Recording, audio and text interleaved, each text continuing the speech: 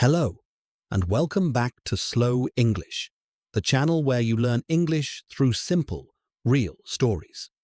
Today's story is called The New Flat. This is an A2 level story. The words are simple, the sentences are short, and I will speak slowly and clearly. The story is about a young woman called Zoe. Today is moving day. Zoe is moving into her very first flat, alone, for the first time in her life.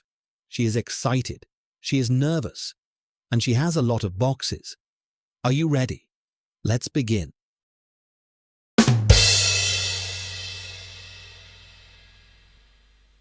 It was a Saturday morning in September. Zoe stood in the middle of her old bedroom and looked around. The walls were empty. The shelves were empty. Everything she owned was packed into 12 cardboard boxes and 3 large bags. Her mum was standing in the doorway. "Mum, are you sure you have everything?" Zoe: "Yes, Mum. I've checked 3 times." "Mum, did you pack your winter coat?" Zoe: "Yes, Mum." "Your chargers?" Zoe: "Yes, Mum." "Mum, your..." Zoe: "Everything. I have everything." She smiled. "I promise." Her mum looked at her for a moment. Then she crossed the room and hugged her tightly. "Mum, I'm going to miss you." Zoe: "I'm only moving 20 minutes away." "Mum, I know. I'm still going to miss you." Zoe laughed softly. "I'll come for dinner on Sunday." A van was parked outside. Zoe's dad and her older brother had been loading boxes since 8 o'clock. By 9:30, everything was in. Zoe took one last look at her room, the walls where her posters used to hang, the window she had looked out of every morning for 23 years. Then she picked up her bag and walked out the door. The new flat was on the 3rd floor of a red brick building on Maple Street. Zoe had visited twice before, once when she first viewed it and once when she signed the tenancy agreement. But today it felt completely different. Today, it was hers. She unlocked the front door of the building and held it open while her dad and brother carried the first boxes in. The hallway smelled of fresh paint. The lift was small, only 2 boxes at a time. They made 6 trips up and down. By 11 o'clock, all the boxes were inside the flat. Her dad and brother were red-faced and out of breath. Zoe made them tea from the one box she had labelled "Open First": kettle, mugs, tea bags, milk, and biscuits. They sat on the floor of the empty living room and drank their tea. Brother: "Right, so which box is the sofa in?" Everyone laughed. Dad: "It's a good flat, Zoe. I like it." Zoe: "Do you?" Dad: "Good light, solid walls, nice street." He looked around at the bare walls and the pile of boxes. Dad: "It'll look great once you've sorted it."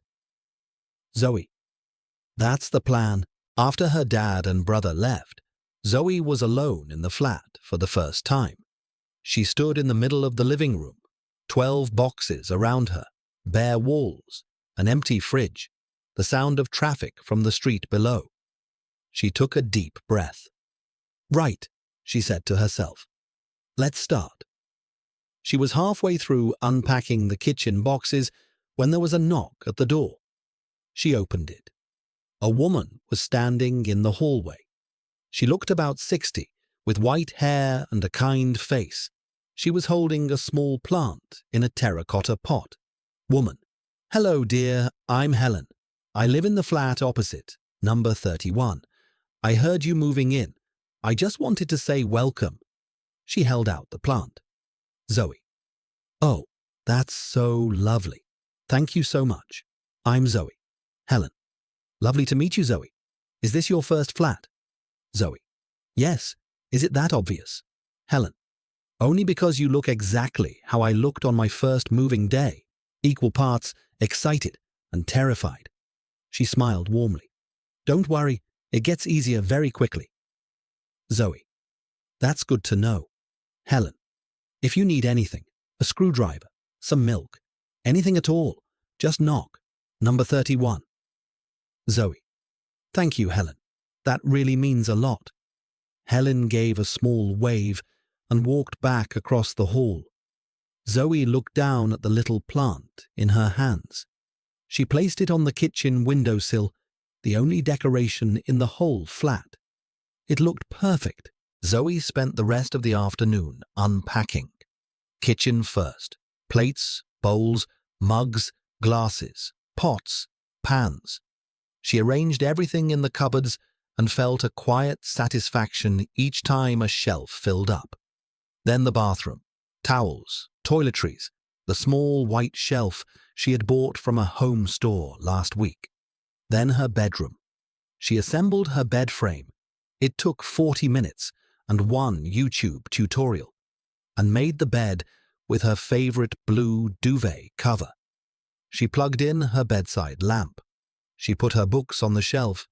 She hung 3 pictures on the living room wall, 2 prints she had had for years, and a new one she had bought specially for the flat. She stood back and looked at them. The room was starting to look like somewhere she lived. At 6:30, she was tired. Her back ached. Her hands were dusty from all the boxes. She ran a bath, the first bath in her new flat, and lay in it for 20 minutes, staring at the ceiling. It was a plain white ceiling. No cracks, no marks. A blank page. She smiled at it. After her bath, Zoe changed into her pajamas and ordered food delivery on her phone. Thai food, green curry, and jasmine rice. Her favorite. While she waited, she set up the television and connected it to the internet. She found a film she had been meaning to watch for months. The doorbell rang. The food arrived. She sat on the sofa that had arrived by delivery van last Tuesday and had been the only piece of furniture in the flat for 4 days, and ate her green curry with the film on. The flat was warm. The curtains were closed. The little plant from Helen sat on the kitchen windowsill, just visible through the open door. Her phone buzzed. A message from her mum. "How is it? Are you okay? Have you eaten? Is it warm enough? Do you need anything?" Zoe smiled and typed back, "It's perfect, Mum. I've eaten. It's warm. I'm watching a film. Everything is fine." A few seconds later, "Good. I'm glad. I love you. See you Sunday." Zoe put her phone down on the cushion beside her. Outside, the city made its usual sounds. A car passing, someone laughing somewhere, a distant siren. But inside the flat on the 3rd floor of Maple Street, it was warm and quiet and exactly right. Later that night, Zoe lay in her new bed and looked at the ceiling. It was strange, sleeping somewhere new for the first time. The sounds were different. The light through the curtains was different.